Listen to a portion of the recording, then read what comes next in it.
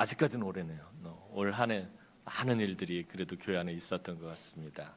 행복하고 좋고 기쁜 일도 있었지만 또 슬프고 마음 아픈 일들도 있었습니다.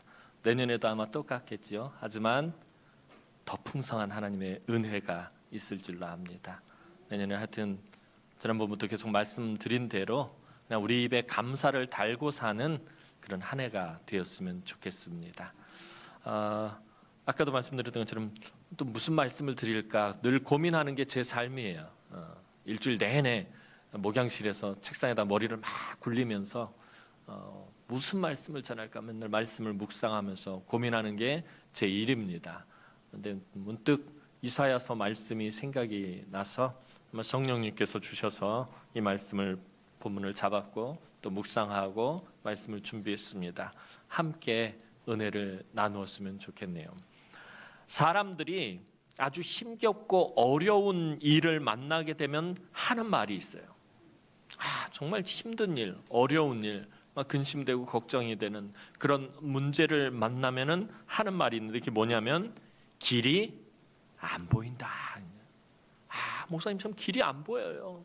장로님 참 길이 안 보입니다. 라고 이렇게 표현을 합니다. 상황을 타개하고 문제를 해결해야 하는데 도무지 방법이 없다라는 것입니다. 그러면 사람들은 어떻게 합니까? 부모를 탓하고 학교를 탓하고 직장을 탓하고 그리고 나중에는 나라를 탓합니다. 하지만 그런다고 달라지는 것은 아무것도 없습니다.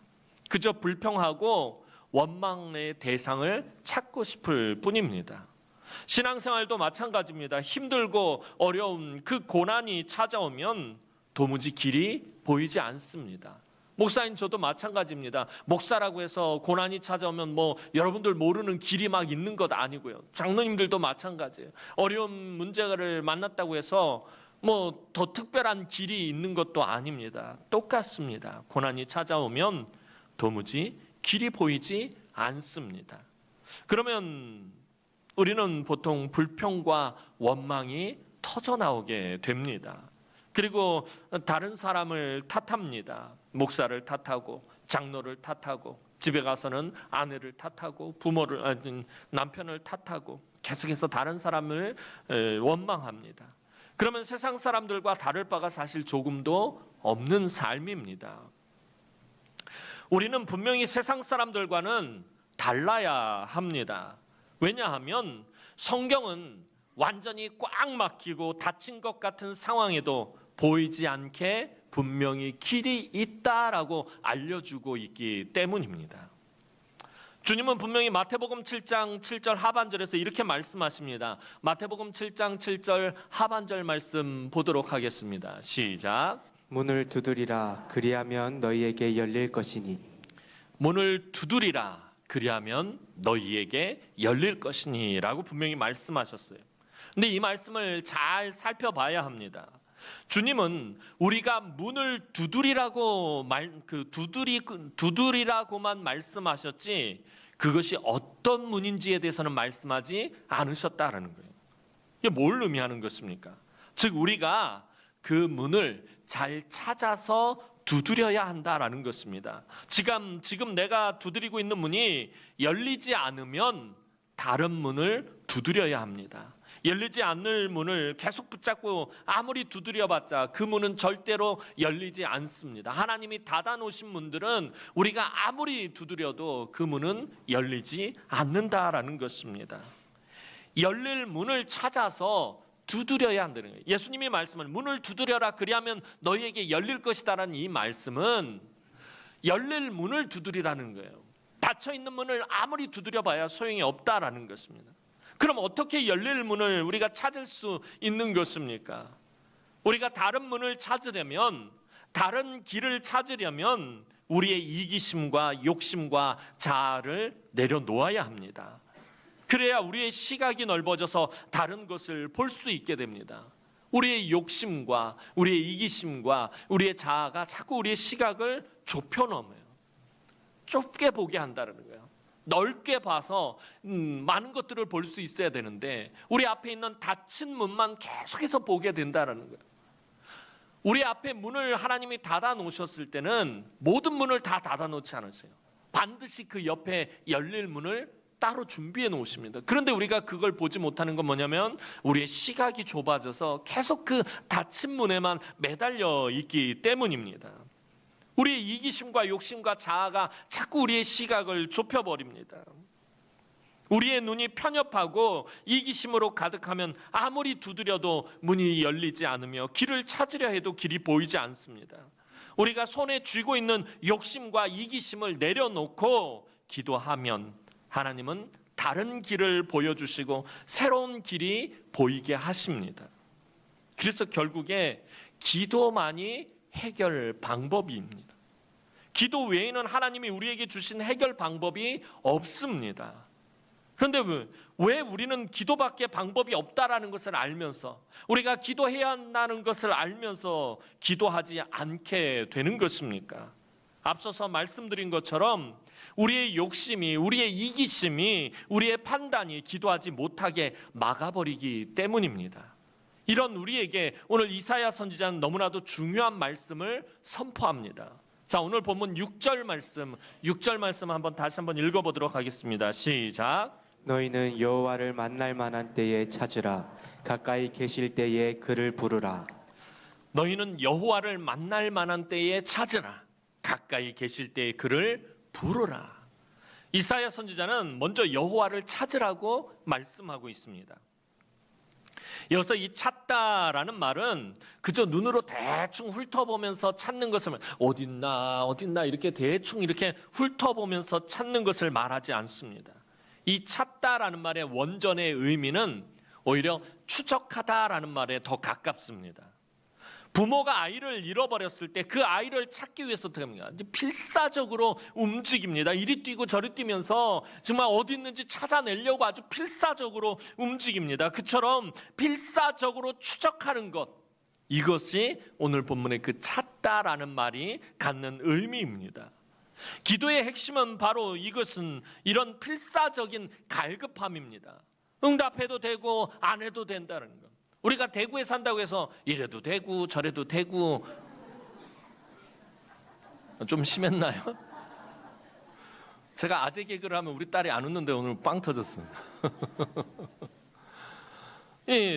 응답해도 되고 안 해도 된다거나 혹은 응답 안 해주시면 어쩌나 하는 마음으로 기도하는 것은 이미 기도가 아닙니다. 아예 하나님 응답해 주시든지 말든지 하는 기도 응답을 안 해주시면 어떡하지? 라는 마음으로 하는 기도는 이미 기도가 아니다라는 것입니다. 우리가 아주 옛날에 저 어렸을 때는 이 기도에만 하면 항상 불렀던 찬송가가 있어요. 천부여 의지 없어서 손 들고 옵니다. 주 나를 박대하시면 나 어디 가릴까? 얼마나 절박한 가사입니까? 아니, 내가 의지할 데가 없어서 하나님 손 들고 옵니다. 주님이 나를 박대하시면 내가 갈 데가 없는데 얼마나 절박하고 갈급합니까? 이 찬송처럼 이런 갈급한 마음으로 매달리는 것이 바로 기도입니다. 그렇다면 하나님을 찾아야 할 때는 언제입니까? 이사야 선지자는 분명히 만날 만한 때에 라고 말씀하고 있어요. 만날 만한 때에 하나님을 찾으라 라고 있어요. 이 만날 만한 때라는 말이 뭡니까? 이 말은 다시 말해서 기회가 왔을 때에 그 기회를 놓치지 말라라는 것입니다. 하나님이 나에게 말씀을 들려주실 때, 하나님이 나에게 은혜를 물붓듯이 쏟아 부어주시려고 하실 때, 내 삶을 변화시켜 주시려고 하실 때, 내 삶을 만져주시려고 하실 때 다음에 또 기회가 찾아오겠지 하는 생각이 가장 어리석은 생각이다라는 거예요. 하나님이 나에게 감동을 주시려고 하실 때, 나에게 막 은혜를 폭포수와 같이 쏟아 부어 주시려고 하실 때 하나님이 또 나에게 그렇게 하시겠지라는 이 생각이 가장 어리석은 생각이다라는 거예요. 여러분, 그래서 성공하는 신앙생활은 바로 이 때를 잘 잡는 것입니다. 하나님이 은혜를 부어주시려는 때에 딴짓을 하고 있으면 안 됩니다. 하나님이 말씀을 주실 때에 말씀을 귀 기울여 듣고 그 말씀에 믿음으로 반응해야 합니다. 기도해야 할 때에 기도하지 않고 있어서는 안 된다라는 것입니다. 이것이 바로 만날 만한 때에 하나님을 찾으라라는 말입니다. 또한 이사야 선지자는 가까이 계실 때에 그를 부르라라고 말씀합니다. 여기서 이 부르라라는 말은 아주 큰 소리로 절박하게 외쳐 부르는 것을 의미하는 말입니다. 왜 이렇게 절박하게 우리는 부르짖어야 하는 거예요? 금요 기도회 때도 보이면 우리 기도할 때 제가 막 여러분들 막 강제로 쥐어 짜서 막 부르짖게 하잖아요. 막 쫙! 안 와서 알 수가 있나? 이제 신년 특별 금요 기도회 때 여러분들 모여서 우리 같이 저 혼자만 맨날 목이 쉬어라 그러지 말고 같이 목이 좀 쉬게 기도했으면 좋겠어요. 왜 근데 우리 믿는 사람들은 맨날 이렇게 소리를 질러가면서 주야 주야 하면서 이렇게 부르짖어야 하는 거예요? 왜 이렇게 절박하게 외쳐 불러야 하는 것입니까? 아침에 오늘 오전 예배 때 말씀드렸듯이 복음서를 보면 우리 주님이 어떻게 하실 때가 있다고요? 그냥 지나가실 때가 있어요. 그냥 지나가실 때가 있어요. 여리고를 지나가시고 어떤 동네를 지나가시고 사마리아를 지나가시고 베니게를 지나가시고 예루살렘을 지나가시고 그냥 지나가실 때가 있어요. 그곳에 목적이 있어서 가시는 것 아니다라고 말씀드렸어요. 그냥 지나가시는 거예요. 통과해서 지나가시는 거예요. 거기에 전혀 관심 없어요. 그냥 지나가셔요. 그런데 왜 그곳에서 전혀 관심이 없던 거 그냥 통과해서 지나가시는 곳에 멈춰 서서 놀라운 기적을 행하시는 것입니까? 그것은 누군가가 절박하게 주님을 불렀기 때문이에요. 누군가가 주님을 향해서 큰 소리로 외쳤기 때문이에요. 그렇게 지나가시다가도 누군가가 간절하게 부르면 그 길을 멈추고 돌아보시는 분이 바로 우리 주님입니다. 하나님이 우리에게 말씀을 주시고 마음에 감동을 주실 때가 있어요. 어떤 때 막 말씀을 묵상하다 말고 그 말씀이 막 가슴에 뜨겁게 와닿고, 어떤 때 막 찬송을 하다가 그 찬송의 가사가 내 마음을 막 뜨겁게 만들고, 어떤 때 기도할 때에 내 마음에 막 터져 나올 때가 있다는 게 감동을 주실 때가 있어요. 그때가 우리 주님이 우리 곁을 지나가시는 때인 거예요.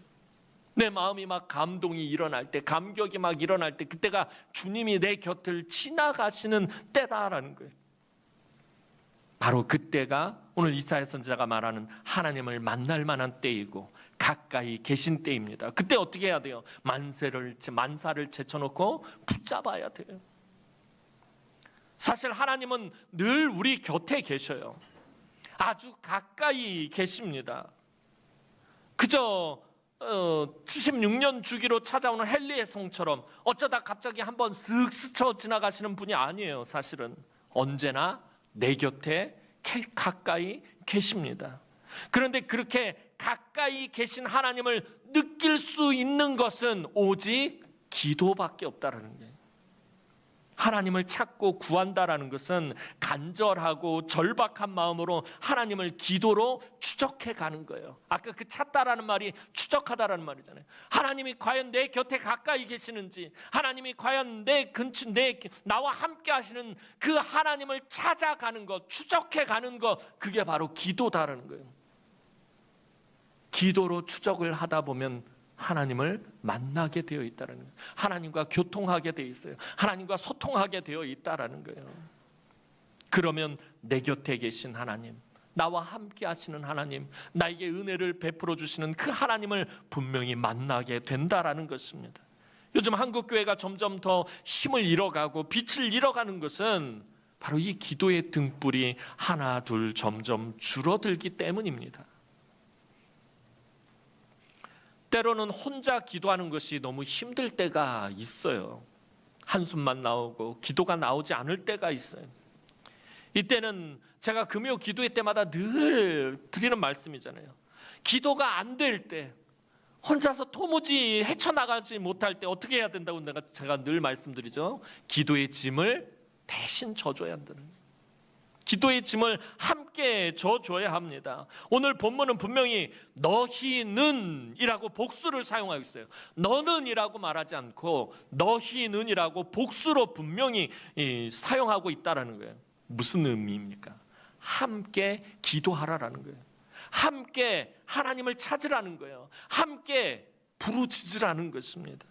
함께 기도하며 지쳐서 넘어진 성도의 손을 들어 올려줄 때 하나님이 함께 하심을 다시 느끼게 되고 은혜의 길이 열리기 시작합니다.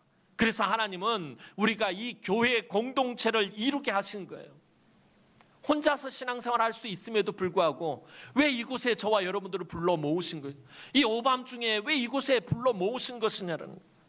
이 교회 공동체를 통해서 우리가 함께 하나님을 찾아 나가고 함께 하나님을 추적해 나가고 하나님이 과연 나와 함께 하시는지, 하나님이 과연 우리 공동체에 은혜와 복을 베풀어 주시는지 함께 기도하며 그 하나님을 추적해 나가고 그 하나님을 찾고 만나라고 하나님이 이 교회 공동체에 저와 여러분들을 불러 모으셨다라는 것입니다. 이 힘들고 어려운 시대를 이겨낼 수 있는 능력은 교회 안에서 우리가 서로가 기도의 손을 들어주고 함께 기도할 때 하나님이 그 능력을 저와 여러분들에게 부어주시는 것이에요. 자, 그런데 이사야 선지자는 하나님을 찾고 만나는 일에 있어서 아주 중요한 단서 조항을 우리에게 알려주고 있습니다. 오늘 본문 7절 말씀 보도록 하겠습니다. 오늘 본문 7절 말씀입니다. 시작. 악인은 그의 길을, 불의한 자는 그의 생각을 버리고 여호와께로 돌아오라. 그리하면 그가 긍휼히 여기시리라. 우리 하나님께로 돌아오라. 그가 너그럽게 용서하시리라. 죄를 버리고 회개하면 하나님의 길이 보인다라는 것입니다. 우리가 우리의 모습을 보고 반성하고 하나님 앞에 자백하고 하나님 앞에 회개하면 하나님이 여시는 길이 보이게 된다라는 것입니다. 열릴 문을 찾게 된다라는 것입니다. 거룩하신 하나님과 함께하는 인생이 되려면 분명히 악인의 길과 불의한 생각을 버려야 한다라고 이사야 선지자는 우리에게 말하고 있어요. 그럼 이 악인의 길은 무엇입니까? 이 악인의 길이란 내가 예수 믿기 이전의 옛사람의 삶의 방식이 바로 이 악인의 길입니다. 그럼 불의한 생각은 세상적인 사고 방식을 의미해요. 세상적으로 살아가는 사람들의 그 판단과 생각과 경험들을 의미합니다. 우리가 하나님의 응답과 복을 간구하면서 이런 악인의 길과 불의한 생각을 가지고 있다면 절대로 응답과 복을 받을 수 없습니다. 여전히 옛사람의 방식대로 살고 있다면 내가 예수 믿는다라고 말하면서 예수 믿기 이전에 그 옛사람의 삶의 방식대로 살고 있다면 하나님이 여시는 길을 볼 수가 없습니다. 내 욕심과 내 고집대로 산다면 절대로 내가 두드리는 문이 열리지 않습니다. 오늘 우리가 하나님의 은혜와 사랑만 강조하다가 하나님이 얼마나 거룩하신 분인지 잊어버릴 때가 있어요. 하나님의 사랑과 거룩은 사실 같은 것입니다. 하나님의 사랑은 무한하시고 풍성하시지만 여전히 악인의 길을 걸어가고 불의한 생각을 하는 사람에게는 그렇지 않습니다. 악인의 길과 불의한 생각을 버리는 자에게는 반드시 무한한 은혜와 사랑을 베풀어 주십니다. 하나님께서 당신의 백성들에게 놀라운 은혜와 복을 베풀어 주시며 새롭게 하실 때는 반드시 무엇을 요구하시냐면 회개를 요구하십니다. 베드로가 오순절에 성령의 충만함을 받고서는 나아가서 담대하게 하나님의 말씀을 선포할 때 이 점을 분명히 밝히고 있어요. 사도행전 3장 19절 말씀 보도록 하겠습니다. 사도행전 3장 19절 말씀입니다. 시작. 그러므로 너희는 회개하고 돌이켜 너희 죄 없이함을 받으라. 이같이 하면 새롭게 되는 날이 주 앞으로부터 이를 것이요. 우리가 새로운 삶을 살려면, 새로운 심령으로 새롭게 살아가려면 어떻게 해야 된다고 그래요? 회개하고 돌이키라라고 말하겠어요. 여러분, 회개 없이는요, 그 어떤 은혜도 없고 축복도 없고 위로도 없고요, 능력도 없습니다. 회개가 항상 전제되어야 한다는 거예요. 악인의 길과 불의한 생각을 버리면 하나님은 축복해 주십니다.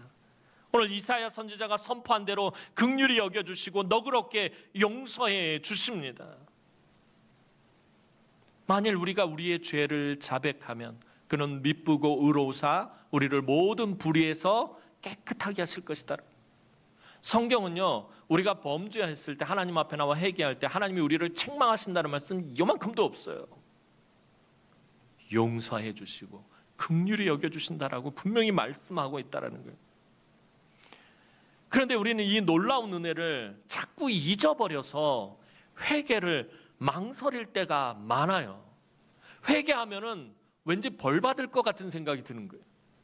회개하면은 왠지 징계를 받을 것 같은, 하나님 앞에 회개를 하면 왠지 책망을 받을 것 같은 생각이 드니까 자꾸 회개하는 것을 망설이게 된다라는 거예요. 마귀는 이러한 우리가 회개하려는 마음을 먹으면요, 하나님이 진노하셔서 가만두지 않으시고 크게 벌하실 것이라고 자꾸 우리를 속이려 든다라는 거예요. 회개하지 못하게 만든다라는 거예요. 하나님은 이미 우리를 용서하셨고, 우리가 예수 그리스도를 믿는 그 순간 이미 우리의 모든 죄를 용서하셨고, 우리와 귀한 교제를 지속하기를 원하십니다. 이 땅을 살아가는 동안에 하나님은 저와 여러분들과 계속해서 예쁜 교제하기를 원하신다라는 것입니다. 우리에게 은혜를 주시고 복을 주시고 계속해서 나와 함께 하시며 교제하기 위해서 우리에게 회개하라고 말씀하시는 거예요. 우리를 징계하고 우리를 책망하고 우리를 벌주기 위해서 회개하라고 그러시는 것이 아니라, 하나님은 우리에게 은혜를 주시고 복을 주시고 교제하기 위해서 우리에게 회개하라고 말씀하시는 거예요.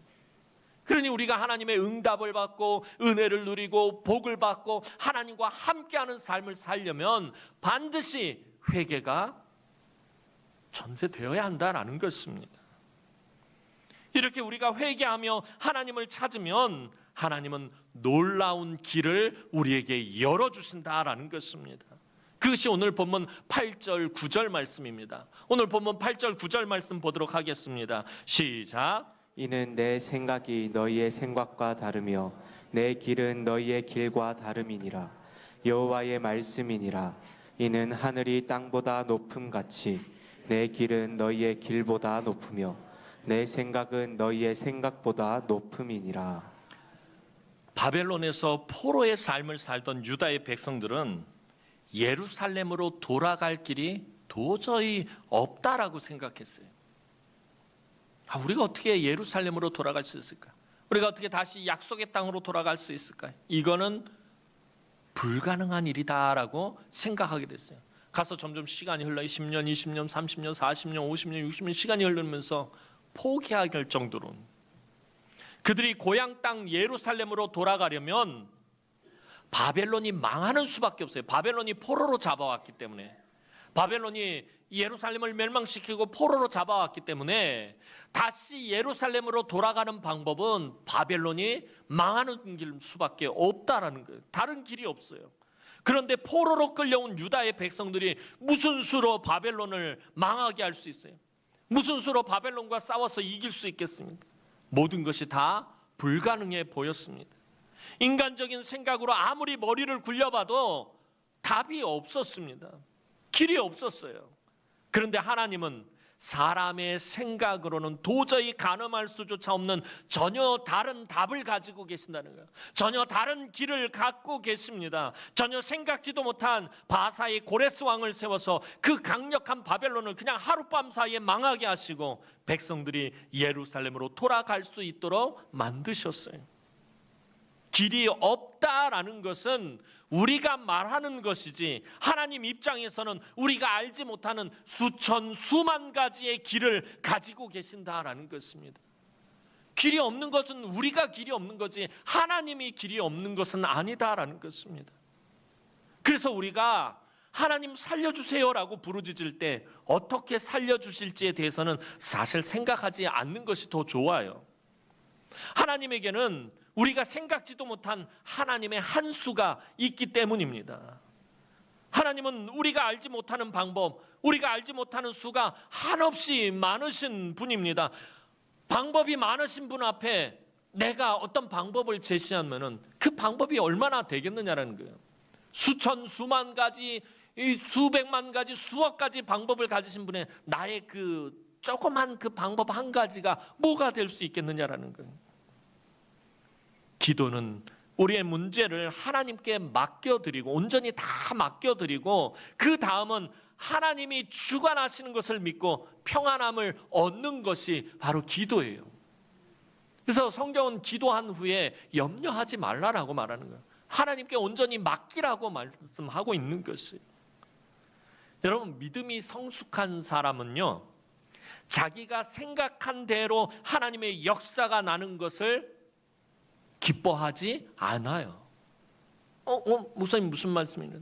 내가 생각한 거, 내가 하나님 앞에 구한 것 그대로 하나님 응답하시는데 왜 그걸 기뻐하지 않는 거예요? 왜냐하면 하나님이 딱 그만큼만 역사하기 때문에. 내가 생각한 대로 하나님 응답하셨다고 해서 신앙이 성숙한 사람들은 기뻐하지 않는다는 거예요. 왜? 내가 생각한 만큼밖에 하나님이 응답을 안 하신 것이니까.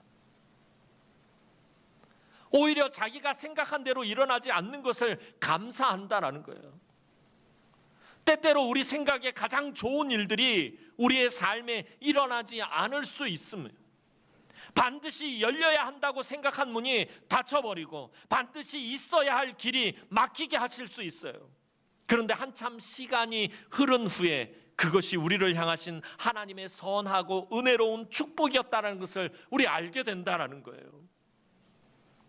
내가 생각한 것을 넘어서는 놀라운 문이 열리고 길이 생기기 때문이에요.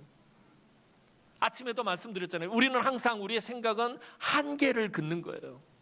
내가 할 수 있는 만큼밖에 우리는 생각하지 않아요. 그래서 하나님이 내 삶 가운데서 역사하시고 기적을 베푸시는 것은 내가 생각하는 정도로밖에 아니라는 거예요. 그래서 내가 생각한 대로 하나님 응답하시면 정말 믿음이 큰 사람들은 오히려 실망한다라는 거예요.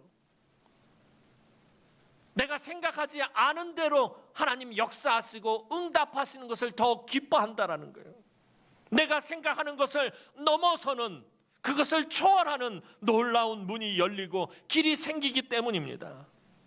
열리길 원했던 문이 닫혀서 어쩔 수 없이 다른 문을 열었는데 그 문이 처음에 들어가려고 했던 문보다 훨씬 더 놀라운 축복으로 가득할 때가 있더라는 것입니다.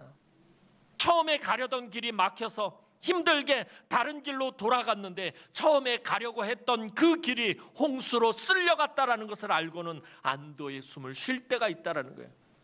그렇다면 내 생각과 다르게 응답하신 하나님의 응답이 더 놀라운 은혜다라는 것입니다. 오늘 이사야가 말한 것처럼 하나님의 생각은 우리의 생각과 전혀 다르다라는 거예요. 그저 인간들이 생각하는 그 정도로 다른 것이 아니라 하늘이 땅보다 높음같이 다르다라고 이사야 선지자는 말하고 있어요. 따라서 지금 당장 내가 이해할 수 없고 받아들이지 못하겠다고 해서 하나님이 틀렸다고, 하나님이 실수하신다고 생각해서는 안 된다라는 것입니다.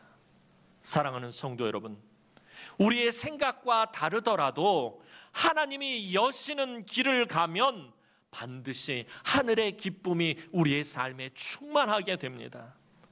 오늘 우리가 읽지는 않았지만 12절 말씀을 한번 보도록 하겠습니다. 12절 말씀입니다. 시작. 너희는 기쁨으로 나아가며 평안히 인도함을 받을 것이요 산들과 언덕들이 너희 앞에서 노래를 바라고 들의 모든 나무가 손뼉을 칠 것이며.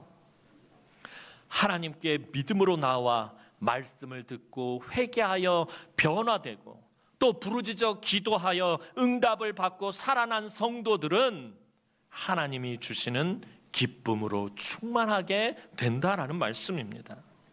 하나님이 주시는 기쁨이 얼마나 충만한지 온 세상이 노래하고 춤을 추고 손뼉을 치는 것 같이 느껴진다라는 거예요. 하나님의 은혜가 충만했더니 밖에 나갔더니 이 나뭇잎이 바람에 흔들리는 게 마치 손뼉을 치는 것 같이 그렇게 느껴지더라는 것입니다. 사실 이 세상만을 놓고 보면 여러분 기쁠 것이 하나도 없어요. 오늘도 뉴스를 보면 좋은 소식이 있나요? 좋은 소식보다 나쁜 소식이 훨씬 많아요. 늘 경제가 안 좋다, 물가는 계속 높다, 흉악한 범죄가 늘어나고 항상 서로 싸우고 미워하고 욕심과 거짓이 가득한 정말 좋지 않은 소식밖에 없어요. 그런 소식을 들으면 어떤 때는 화가 나고 답답하고 실망스러운 것밖에 없습니다. 하지만 하나님의 은혜가 우리 안에 충만하면 그 삶이 아무리 힘들고 어려워도 기쁨과 감사가 가득하게 됩니다. 아침에 말씀드린 것처럼 주님이 우리를 폭풍이 이는 바다에 배를 태워 보내실 때가 있어요. 폭풍 속이라고 해서 주님이 계시지 않는 것이 아닙니다. 오히려 그 폭풍 속에서 더 역동적으로 일하시는 주님을 만날 수가 있다는 거예요. 주님이 우리를 폭풍 속으로 불어 넣으실 때는, 몰아 넣으실 때는 주님이 일하시는 그 열심을 우리가 볼 수 있다는 거예요. 그 폭풍을 뚫고 길을 내시며 찾아오시는 주님을 반드시 만나게 됩니다.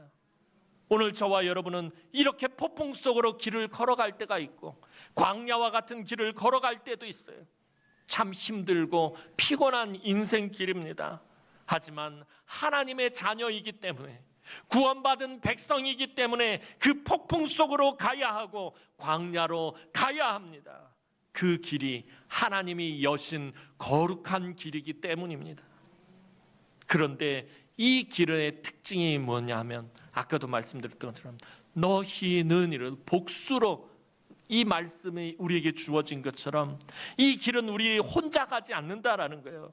지금 이 시간 여러분들 곁에서 예배하는 성도들이 함께 걸어가는 믿음의 동역자들이다라는 거예요. 여러분, 저와 여러분들은 끝까지 함께 가야 할 분들이에요.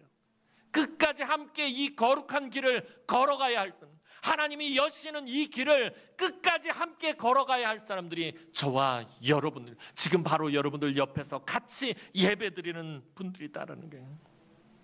우리가 걸어가야 하는 이 길은 세상 사람들이 가는 길과는 다른 길입니다. 편하지도 않고요, 좁고 힘겨운 십자가의 길입니다. 하지만 거룩한 길이고요, 하나님이 여시는 길입니다. 이 길은 서로를 위해 기도하고 격려하며 함께 걸어가야 하는 길입니다. 무엇보다도 우리 주님이 함께 하시는 길입니다. 우리가 전혀 생각지도 못한 은혜와 능력과 기적을 체험할 수 있는 길입니다. 원수 마귀를 물리치는 승리의 길이기도 합니다. 이것이 하나님이 여시는 길이며, 이제 2024년 새해 우리가 감사하며 함께 걸어가야 할 길입니다. 이 길 끝에는 우리 주님이 영광의 면류관, 생명의 면류관, 의의 면류관을 들고서는 저와 여러분을 기다리고 계십니다. 2024년에도 힘들고 어려운 일이 끊임없이 찾아올 것이에요. 아침에 말씀드렸던 것처럼 내년에도 여전히 저와 여러분들이 힘겨운 길을 걸어가야 할 것입니다. 하지만 우리가 하나님을 만날 만한 때에 함께, 저와 여러분들이 함께 하나님을 찾고 가까이 계실 때에 저와 여러분들이 함께 부르며 하나님이 여시는 이 복된 길을 한 사람도 낙오하지 않고 서로 붙들어주며 감사함으로 함께 걸어가는 우리 남흥의 모든 성도들이 되기를 주님의 이름으로 축원합니다. 기도드리겠습니다. 사랑과 은혜가 많으신 아버지 하나님, 은혜와 사랑을 진심으로 감사를 드립니다. 올 한 해도 하나님의 은혜로 하나님, 우리가 하나님과 함께 동행하며 여기까지 걸어왔습니다. 내년 2024년에도 하나님, 우리가 모두 함께 여호와를 만날 만한 때에 찾으며 가까이 계실 때에 그를 부르며 하나님, 이 길을 걸어가게 하여 주옵소서. 감사와 기쁨과 축복으로 걸어갈 수 있도록 도우시며 하나님, 내년 2024년 우리 성도들의 삶 가운데 하나님의 은혜와 축복과 능력과 기적이 충만하게 하여 주옵소서. 감사를 드렸고 예수님의 이름으로 기도하옵나이다. 아멘.